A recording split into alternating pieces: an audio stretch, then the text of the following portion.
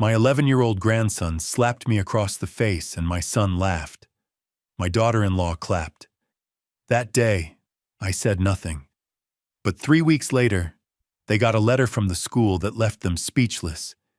You ever have one of those moments where time just stops? Like your brain hits pause because it can't quite believe what your eyes just saw. That searing moment happened right there in the living room I had helped pay for.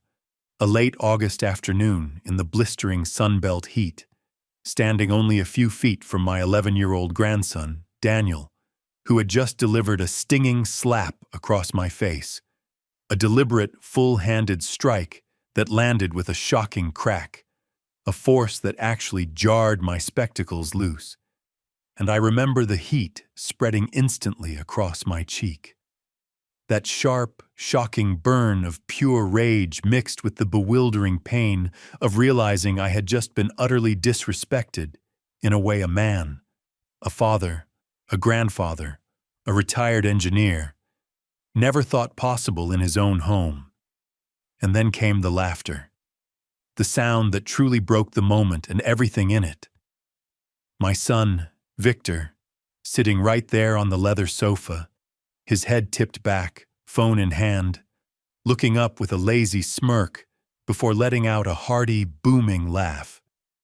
"He's just playing rough, Dad," he chuckled, the words hollow and dismissive, as if this were a harmless sketch and not a brutal act of familial humiliation.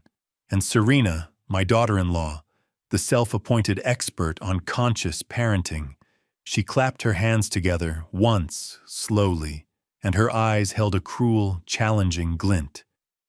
"If you're so tough, Arthur, hit him back, but you won't dare," she sneered, her voice laced with mockery, an open invitation to violence that froze the blood in my veins. I stood there, a 70-year-old man, paralyzed, the heat of the slap quickly replaced by the chill of betrayal, my heart hammering in my chest as if desperately trying to escape the wreckage of my dignity. I didn't yell, I didn't cry, I didn't even flinch. I simply murmured, quietly, "It's fine, Daniel." But it wasn't fine. Not remotely. Because something deep inside the core of me cracked that day. A fracture I didn't even know could form after a lifetime of holding my silence. Of supporting this family through every financial and emotional storm life had thrown at us. I remember turning slowly and walking into the kitchen, a charade of tidiness, my only shield, meticulously wiping down a counter that was already clean just to avoid the sight of them. Knowing they had already returned to their comfortable silence, scrolling and laughing as if witnessing their patriarch get struck by a child was just another Tuesday afternoon, and in that awful, isolating moment, a painful, crystalline truth dawned on me. I had become completely invisible in my own house, a spectral presence, the live-in maintenance man, the unpaid chef, the aging relic they tolerated because my small pension helped cover the mortgage and because I was available for errands. The old man who doesn't understand modern life. That's what Serena had called me to her friends once. But that day, that stinging slap was a cruel, shocking reminder that I wasn't helpless or powerless. I was just quiet and willing to endure. But that was over now. That night, long after the house had settled into its sleep, the heavy, expensive silence of air conditioning and entitlement, I sat in my small, cramped room at the end of the hall, the moonlight slanting through the blinds and landing directly on the framed photograph of baby Daniel. The day he came home from the hospital, his tiny, curled fist gripping my finger. I remembered holding him in that picture. The overwhelming, visceral flood of love. The silent promise I made to my late wife, Martha, that I would always be there for him. I'd called him my little legacy, my reason to keep going, and staring at that picture now. My cheek still faintly throbbing, I whispered into the dark, "It just needs patience." My cheek had mostly healed, but the memory hadn't. Every time I caught my reflection, I could still feel that sting, not just of the slap, but of my son's laughter. Victor came stumbling in, still half asleep, scratching his head and mumbling, "Morning." He barely glanced at me, grabbed his coffee, and said, with the expected, automatic tone of command, "Dad, can you pick Daniel up after school tomorrow? Serena and I have a thing." His tone wasn't a question. It was an expectation. I smiled and said, "Certainly." My voice was steady, but inside my heart was doing somersaults. I'll be honest, I felt a tremor of guilt. What kind of grandfather cancels his grandson's education? But then, like a whisper from my conscience, I remembered the slap, the laughter, the clapping, the mockery, and slowly that guilt started to fade away like morning fog burned off by the sun. For the rest of the week, I went about my chores as usual, the same quiet rhythm I'd kept since moving in 2 years ago. I cooked dinner, folded laundry, tended to the porch plants, all while pretending everything was perfectly normal. But inside me there was this hum, this electric anticipation I couldn't quite describe. It wasn't anger, it was awareness, the calm before the devastating storm. The canceled tuition payment was set to come due any day now, and though no one had noticed yet, I knew that official, little white envelope with the school's crest was going to arrive soon enough. I could almost see it in my mind, like a storm cloud forming on the horizon, quiet but powerful, and when it did, the thunder would be deafening. Serena, of course, remained blissfully unaware. One morning while I was folding sheets in the laundry room, she came in bragging about how expensive but worth it Daniel's school was. "You just can't beat the caliber of education he's getting there," she said, shaking her head like she was discussing a Harvard tenure. I gave her a little smile and said, "Yes, it takes a lot to maintain privileges these days." I meant it as a gentle, final warning, but she didn't even flinch. Too busy scrolling through her phone, she just nodded absently, murmuring "totally," before walking out. I stood there for a long moment, holding that warm sheet in my hands, and I thought, you really don't see it coming, do you? That weekend, I decided to bake cookies with Daniel.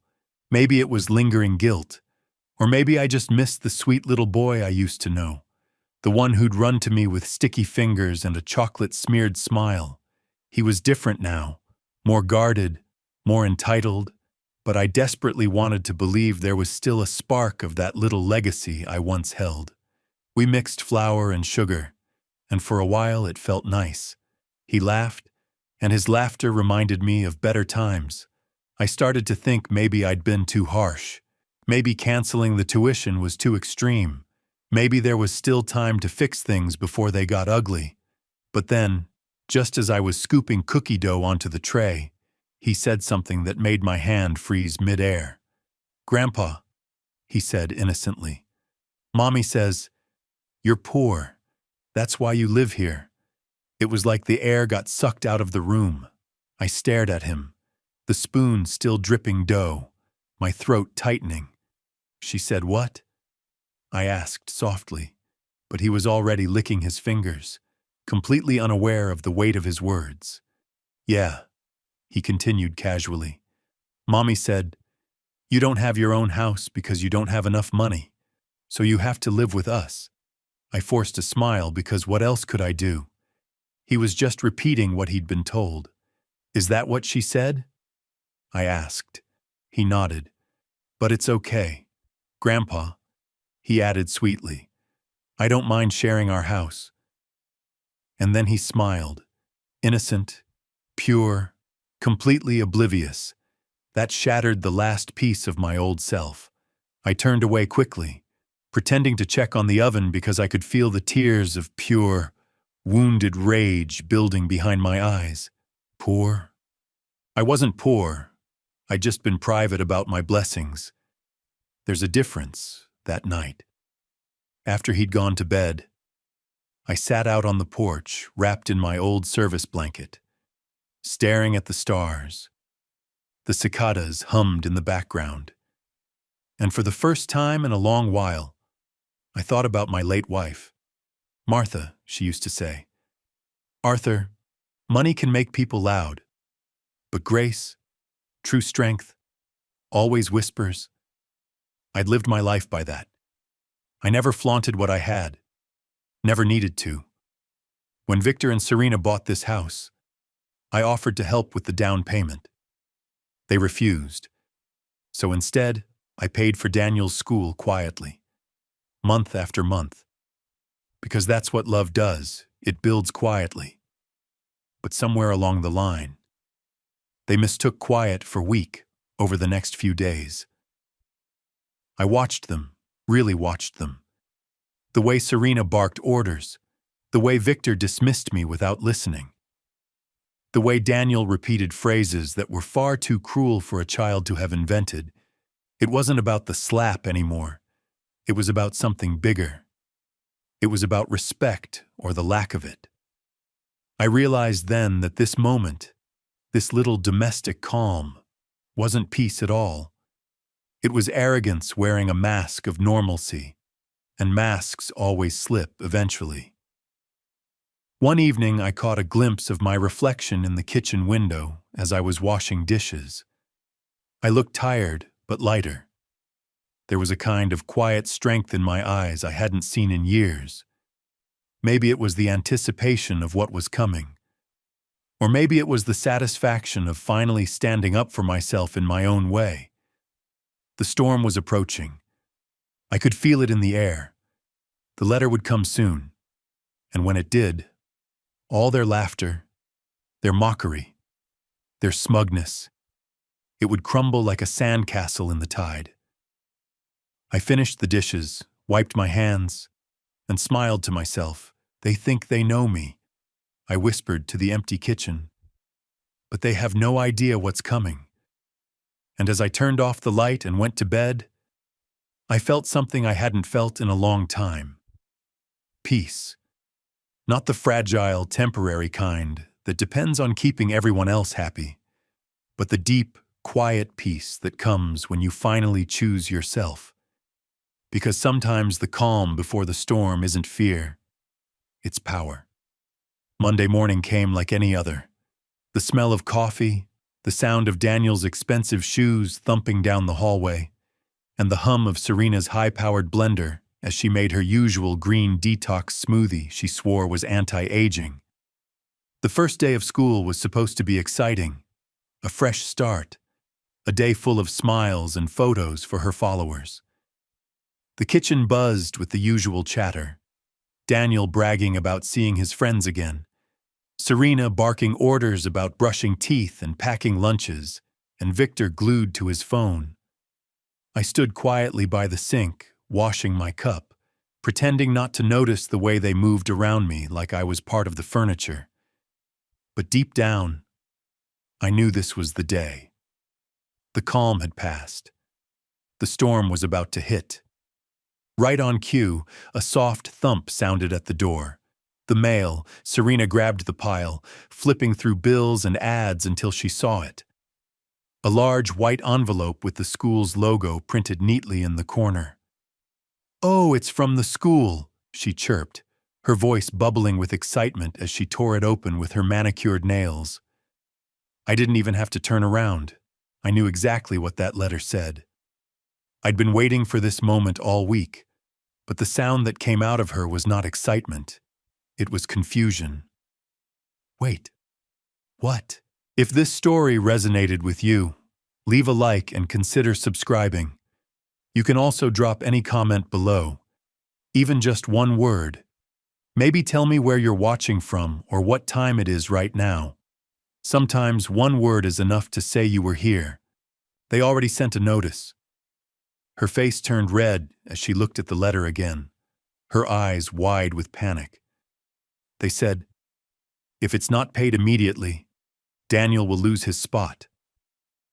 I just nodded, as calm as if she'd been talking about the weather. "Well," I said gently, Maybe it's time he learns that money doesn't grow on Grandpa's back. That line landed like a punch. Victor ran a hand through his hair, muttering, "This can't be happening." Daniel, poor thing, was sitting at the table looking from one adult to another, his eyes wide and glassy. "Grandpa, did I do something bad?" he asked quietly. And that right there, that broke me a little. I knelt beside him, brushing his hair back gently. "No, sweetheart," I said softly. "You didn't do anything bad. Sometimes adults have to learn lessons too." He frowned, confused, and I kissed his forehead. "You'll be okay." Behind me, Serena scoffed. "Oh, please, you're making this sound noble when it's just petty." I stood up slowly, turned to face her, and said, "No, Serena, it's not petty to demand respect. It's overdue." The look on her face, a mix of shock and rage, almost made me smile. She wasn't used to me talking back. None of them were. Victor tried to regain control like he always does. "Dad, listen, we can fix this. I'll just move some things around, pay the balance, and next month you can resume the transfer." I smiled faintly. "There won't be a next month." "What do you mean?" he said, his voice rising. "I mean," I said clearly, "I'm done paying for a household that treats me like a burden. If you want your son in that fancy school, you'll have to pay for it yourselves." The color drained from his face. He opened his mouth, then shut it, realizing there was nothing left to say. Serena grabbed her keys and stormed out of the kitchen, muttering something about calling the school. Daniel started crying quietly, and my heart twisted. I didn't want him to feel pain. Not really. But I knew this was necessary. This family had forgotten the value of kindness, of gratitude. They needed a wake-up call, and sometimes the loudest message comes from silence, from absence, for the first time in years. I wasn't invisible. They couldn't laugh this off. They couldn't scroll past it. They had to see me, hear me, acknowledge me. Victor finally looked at me, really looked at me. Not like a live-in helper, not like some fragile old man, but like the father who raised him, sacrificed for him, and just reminded him who I truly was. "Dad," he said quietly.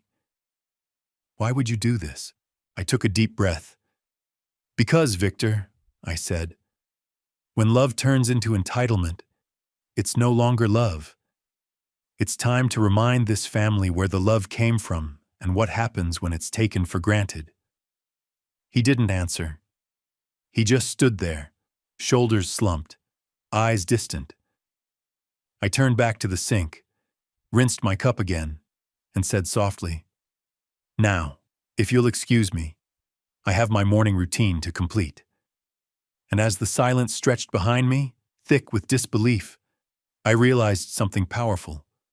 For the first time in a long, long time, I didn't feel small. I felt heard. The storm had finally broken, and I was standing right in the middle of it, calm, steady, and unshaken. For 3 long, heavy days, not a single word of peace was spoken in that house. No laughter, no chatter, not even the usual bickering between Victor and Serena. The silence was thick, oppressive. Serena clanged pots and slammed cabinets like aggressive punctuation marks of her rage. Victor sulked, eyes glued to his phone, pretending he had nothing to say. And little Daniel, he stayed unusually quiet. No mischief, no laughter, just a soft, watchful silence. It was as if everyone was waiting for me to crack, to apologize, to undo what I'd done. But I didn't, in fact. I slept better than I had in months, you see. Sometimes peace doesn't come from everyone liking you. Sometimes it comes from finally being respected, even if that respect starts in silence. On the fourth morning, I heard a knock on my door, not a hard, impatient one, but a soft, hesitant tap. "Come in," I said, folding my quilt. Victor stepped inside, looking different. His shoulders drooped. His face was tired. "Dad," he said quietly, "we got Daniel into public school. It's not as fancy, but we'll manage." His tone carried something I hadn't heard in years. Humility. I nodded, keeping my voice steady. "Good," I said simply. "That's what parents are supposed to do." He paused, waiting for me to scold or gloat. But I didn't. There was no need. The lesson was already unfolding on its own. Days turned into weeks, and little by little, the tension in the house began to melt. I noticed something I hadn't seen in a long time. Daniel was changing. Gone were the designer shoes and fancy backpacks. He wasn't bragging about gadgets or exclusive field trips. Instead, he talked about new friends, about a teacher who loved art, about how he helped another boy who forgot his lunch. His laughter sounded different, lighter, more real. For the first time, I saw the boy I'd held as a baby, not the one shaped by entitlement, but the one born from love.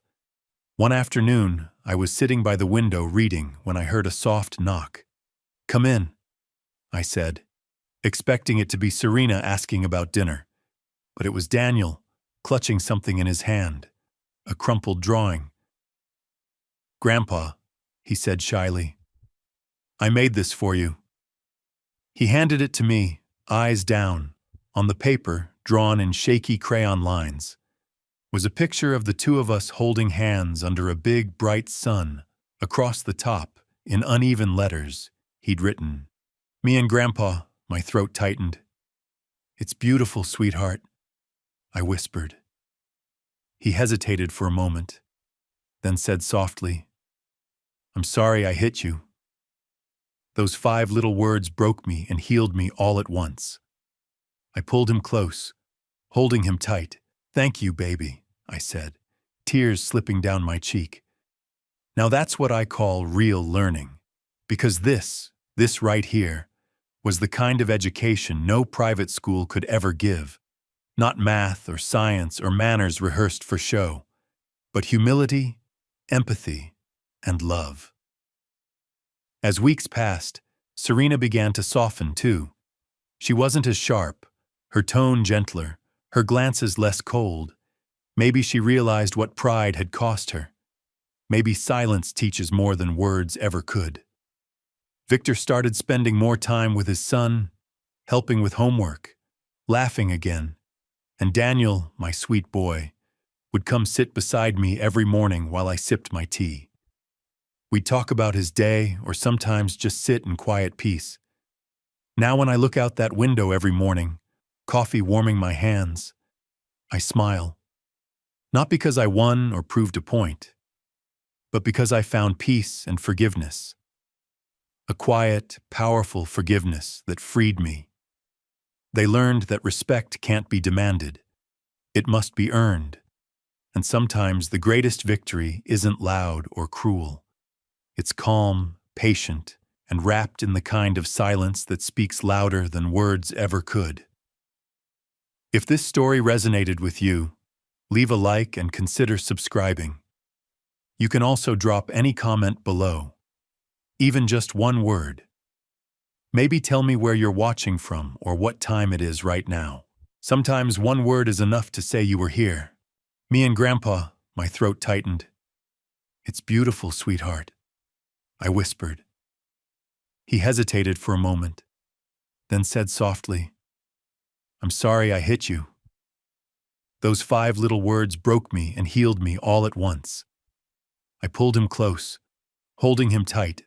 "Thank you, baby," I said, tears slipping down my cheek.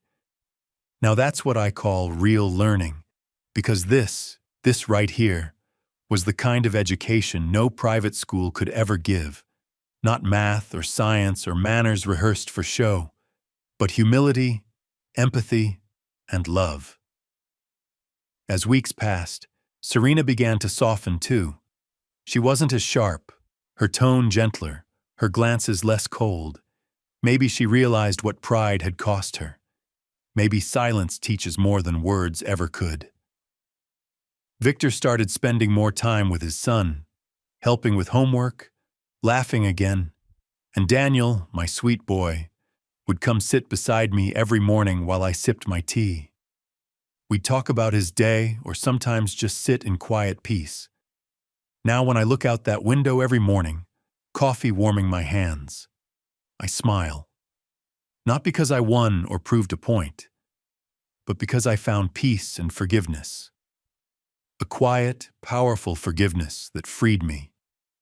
They learned that respect can't be demanded. It must be earned. And sometimes the greatest victory isn't loud or cruel.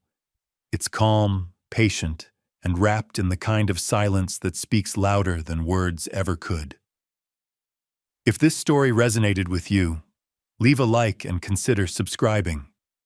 You can also drop any comment below, even just one word. Maybe tell me where you're watching from or what time it is right now. Sometimes one word is enough to say you were here.